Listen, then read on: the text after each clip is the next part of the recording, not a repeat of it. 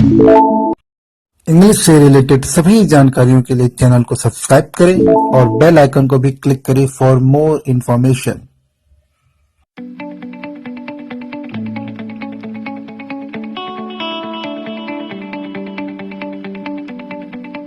नमस्कार बच्चों, hello friends.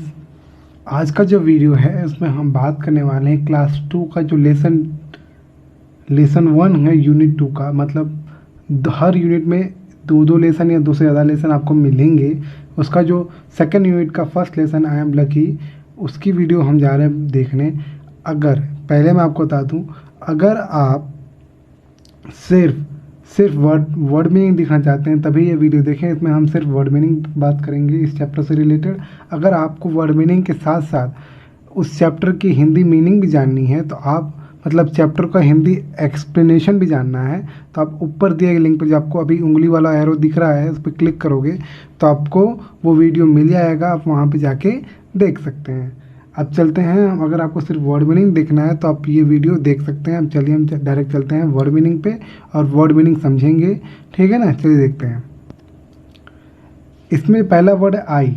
अगर आपको आई के बारे में पता है तो आप जान सकते हो आई मतलब होता है मैं, यानी कि जब आप कोई अपने बारे में बात करते हो तो आप आई का यूज़ करते हो।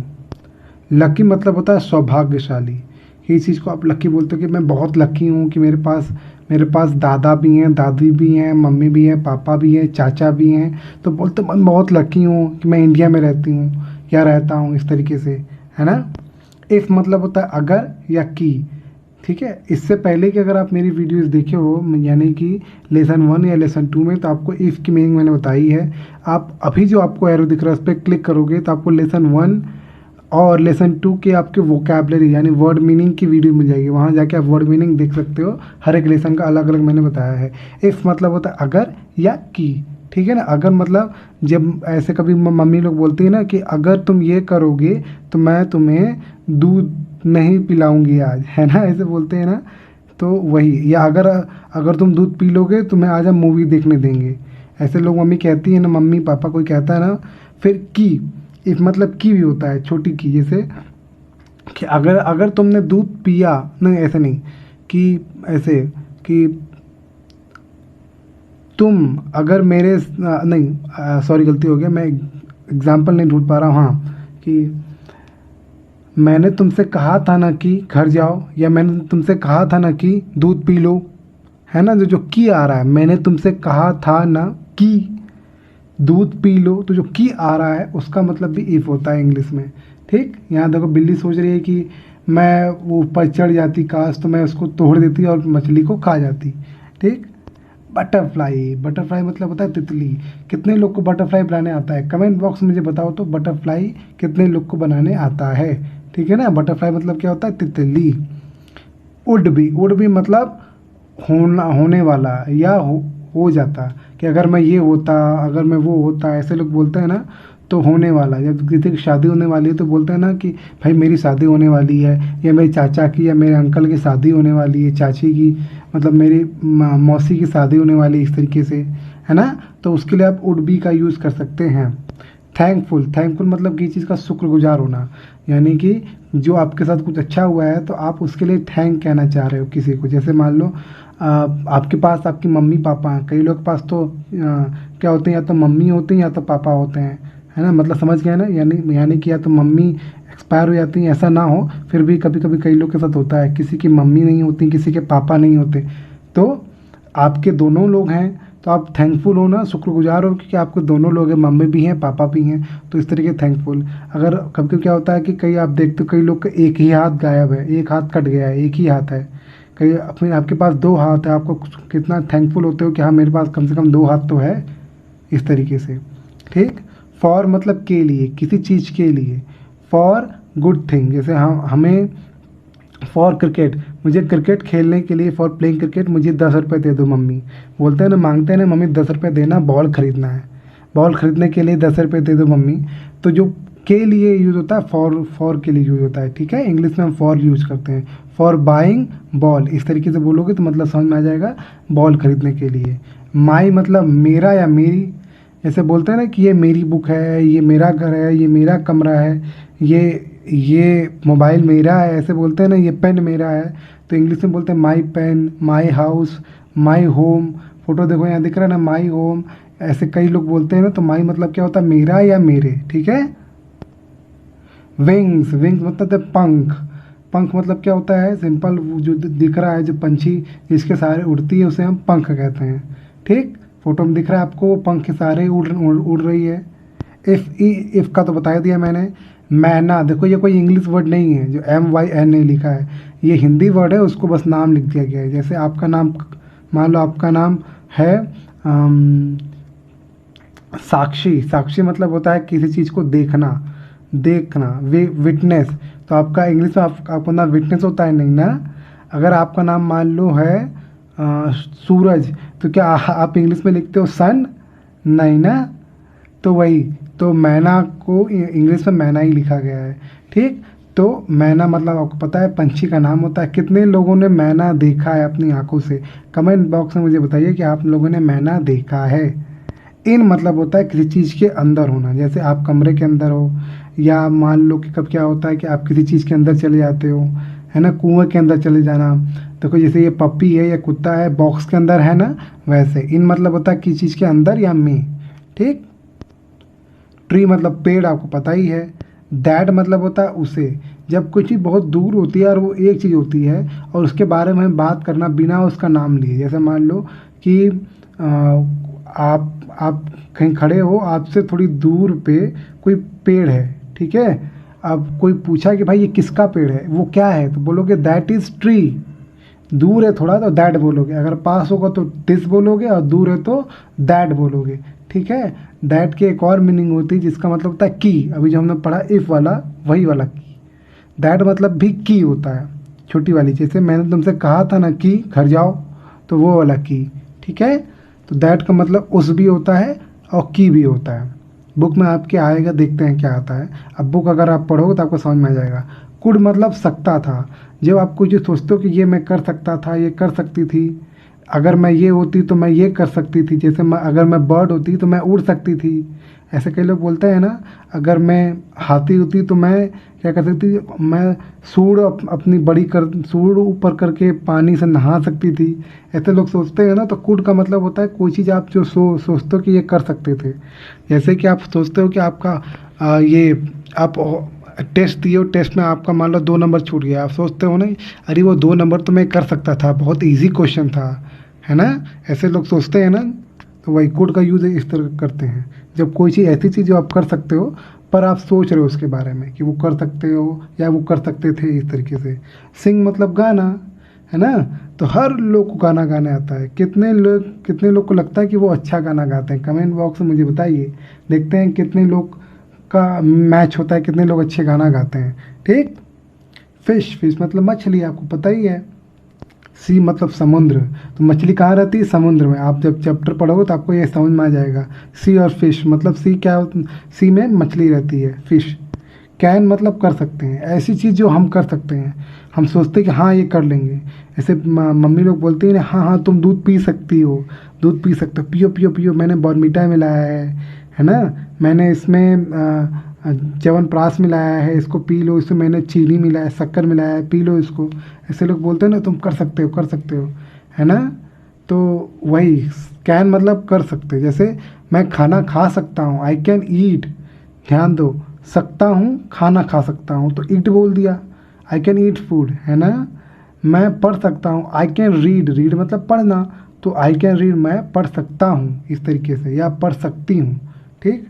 रीगल मतलब क्या होता है, इसमें डब्लू साइलेंट होता है। जब कभी भी डब्लू आर एक साथ आए तो नॉर्मली डब्लू साइलेंट होता है, ठीक है। WRIGGLE, रीगल मतलब होता है लौटना, कहीं पे तड़पना। तड़पते कैसे, हम इधर उधर भटकते हैं ना, या तो बोल सकते हो टेढ़े मेढ़े कहीं पे जाना, टेढ़े मेढ़े। जैसे मछली जो होती है वो क्या होता है, पानी में टेढ़े मेढ़े चलती है ना, सीधा तो सीधा भी चलती है लेकिन टेढ़े मेढ़े ज़्यादा चलती है। तो रीगल मतलब होता है वही लौटना या टेढ़े मेढ़े चलना, ठीक। फिर जस्ट मतलब केवल, ऐसे कब होता है ना कि आप बोलते हो केवल, आज मैं केवल खेलूँगा, I today I will just play cricket, या प्ले गेम, मैं क्रिकेट खेलूँगा, गेम खेलूँगा। जस्ट मतलब होता है केवल, ठीक। थिंक मतलब सोचना। जब कोई चीज़ सोचते हो कि मैं सोच रहा हूँ, जैसे बच्चा सोच रहा है ना कुछ, तो आप भी सोचते हो कि अरे ये हो जाता, घंटी जल्दी ले जाती, छुट्टी जल्दी हो जाती, सोचते हो ना कि आज छुट्टी जल्दी हो जाती, घर जाएंगे, घर मम्मी पूड़ी बनाई, पूड़ी खाएंगे, है ना। तो सोचते हो ना, उसका मतलब होता है थिंक, सोचना। टू बी, होने के लिए, अब सोचते हो कि ये मैं हो जाऊं, है ना। जैसे ये देखो, ये जो लड़का है वो क्या सोच रहा है कि मैं बहुत बहुत बॉस बन जाऊं कहीं का, या कहीं का विनर बन जाऊं, ट्रॉफी जीत जाऊं।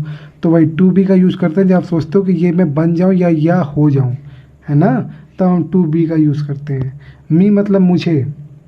जैसे ही सिंपल है कि लोग पूछते हैं कि मान लो कि स्कूल में रिजल्ट अनाउंस हुआ, फिर उन लोगों ने पूछा भाई भाई अच्छा बताओ फर्स्ट प्राइज़ किसको मिला, तो बोलोगे मुझे मिला, मुझे मिला। तो मी मतलब होता है मुझे, क्या होता है, मुझे, इस तरीके से हाथ उठा के बोलोगे आप। फिर नॉट मतलब नहीं, जो आपको एकदम नहीं करना है। पेट्रोल पंप पे ऐसे सिग्नल आपको दिखते होंगे, इसका मतलब होता है आपको पेट्रोल पंप में सिगरेट नहीं पीना है ना। यू मतलब आप या तुम, बहुत लोग तुम भी बोलते हैं आप। देखो, आई जो आप हो, जो मैं हूँ, जैसे मैं हूँ तो मैं आई हूँ, ठीक है। तो मैं अपने लिए आई हूँ, और आप अपने लिए आई हो। आई मतलब जो आप अपने लिए हो। फिर आप जिससे बात करी, जैसे मैं आपसे बात कर रहा हूँ तो आप यू बन गए। आप हो सकता है किसी और से बात कर रहे हो मान लो, तो आप वो यू बन जाएगा। जिससे आप बात करते हो उसको हम यू कहते हैं, और जिसके बारे में बात करते हैं उसे हम ही शी इट कहते हैं या दे कहते हैं, ठीक। तो यू मतलब होता है आप या तुम। बट मतलब लेकिन, जब कभी भी आप कोई ऐसी बात कहते हो जिसमें आप बोलते हो ये करो लेकिन ये करना पड़ेगा, ऐसे कि मैं, मतलब ऐसे मैं जब मम्मी बाजार रहती हैं बोलती है ना कि मैं बाजार से तुमको चॉकलेट लाऊंगी लेकिन तुम घर पे रहोगे तब, है ना। ऐसे मम्मी बोलती है ना कि मैं जा रही हूँ बाजार सामान लाने, मैं वहाँ से चॉकलेट लाऊंगी लेकिन तुम घर पे रहोगे तभी लाऊंगी, है ना, बाहर मत जाना। तो बट मतलब होता है लेकिन, क्या होता है लेकिन। एन एलिफेंट, आपको पता ही एलिफेंट मतलब क्या होता है, एक हाथी। एन मतलब एक, एलिफेंट मतलब हाथी।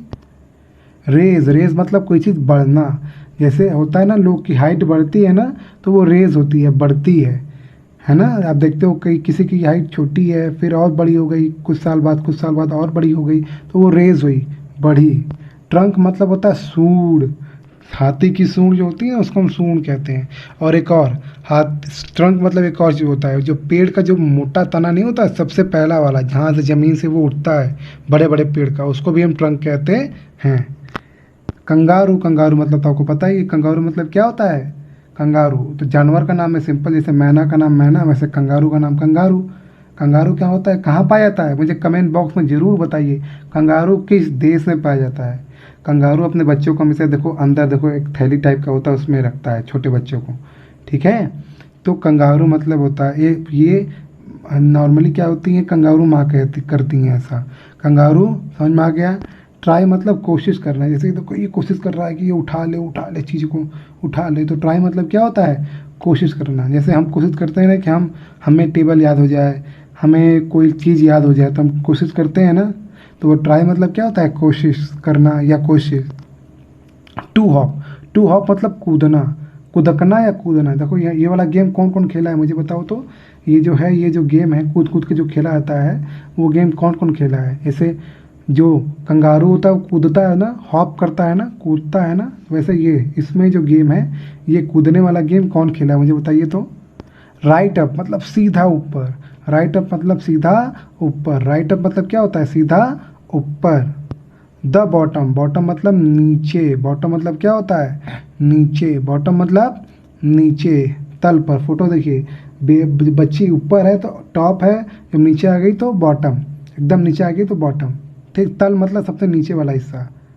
ऑक्टोपस, ऑक्टोपस मतलब वो जानवर जो पानी में रहता है जिसके 8 हाथ होते हैं। काउंट करिए, फोटो में देखिए, काउंट करिए, 1 2 3 4 5 6 7 8। तो 8 हाथ है तो इसको ऑक्टोपस कहते हैं, ठीक है। और ये पानी में रहता है।